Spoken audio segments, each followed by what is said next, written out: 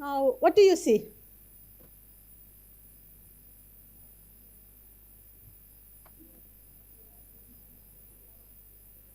A glass? Okay, let me show another picture as well. Now, let's compare these two pictures and discuss with your friends. What do you see?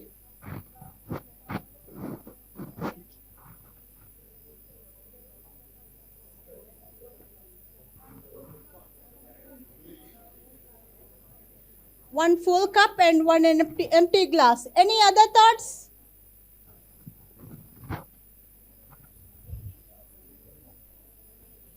Standing and falling?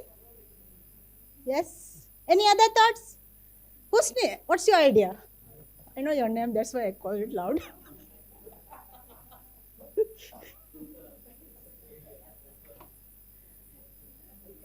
Okay, that's failure and it's success. Any other thought? Yes.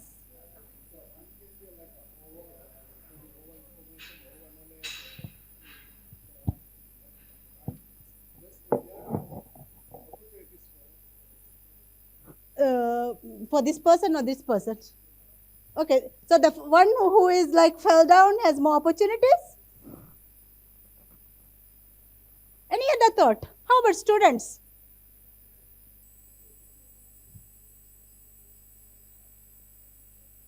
One is a newcomer and one is experienced. So when it, okay, yes, Anto.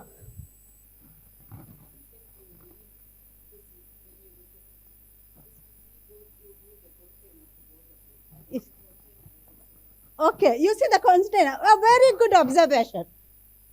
Now, if we look at ourselves as that container, and we are talking about leadership. What was leadership, by the way? What did we say leadership is? Influence. So, if you want to influence somebody, what do you need? You have to influence yourself. And then only with an overflowing cup, you can serve somebody. Now, let's look at this picture. This person who is here. Let's say, I'm here. I have nothing to give. My cup is already empty. Now, in this state of mind, if I have to serve someone, if I have to ask somebody to follow me, usually people say leadership is about followers, the number of followers you have. I cannot agree to that statement because in order to lead someone else, you have to know how to lead yourself.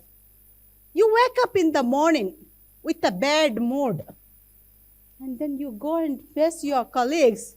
Hey, sit down. Hey, why are you doing this? You would be shouting. Or you would just sit down with a gloomy mindset. And what happens when you sit down with negative or dark blue mindset? What happens? It passes on, isn't it? Your attitude, the smile, the way, the positive vibe that you create, it will pass on because positive energy is contagious, isn't it? It's all about vibration. So if you're gloomy and if you don't have any energy and if you're empty, what can you give? So in order to become the leader, you have to first understand who you are. What do I want? And also understand my emotions. When someone says this statement, what is happening in me? Let's say I go and meet my boss, and boss is upset with my performance of yesterday or the performance from last month, and he shouts at me. What happens? It switches off me immediately. And the whole day, I have a group of people who are working with me. If I have that blue mood, no energy, and shouting at each and every one of them, what happens? So we should be able to reset ourselves in that case, in the morning, if we got pissed off. Okay, how can I reset myself? We have to learn these tricks. We have to continuously keep our cup overflowing so that we can give the love. We can vibrate that energy we want. Now, in order to become that person, this is where coaching comes. Usually people talk about coaching as the ability to help somebody grow from where they are to where they want to be. There's a difference between the coaching and counseling. Most of the time we got asked, are you a counselor? I think every day, on an average, daily I would get 20 messages. Are you a counselor?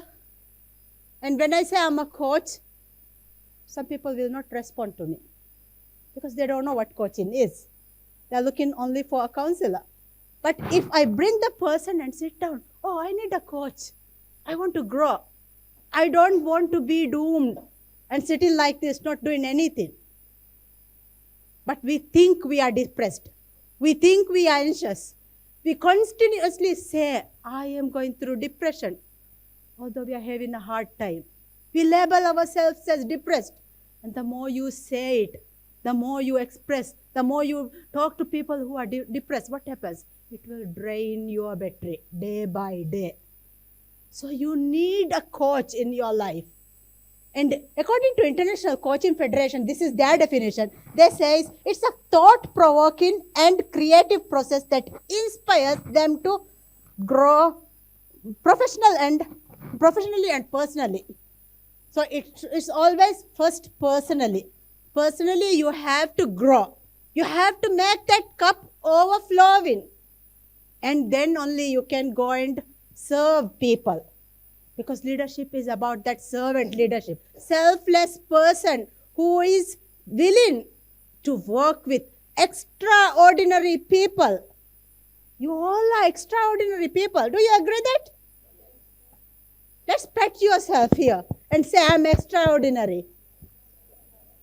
You pet her, not you. Let's pet yourself, because usually we can't pet ourselves and say, Shaheena, you're doing great. Isn't it? We usually forget to say, but we are very grateful. Sure, you're doing great. We can do that high five.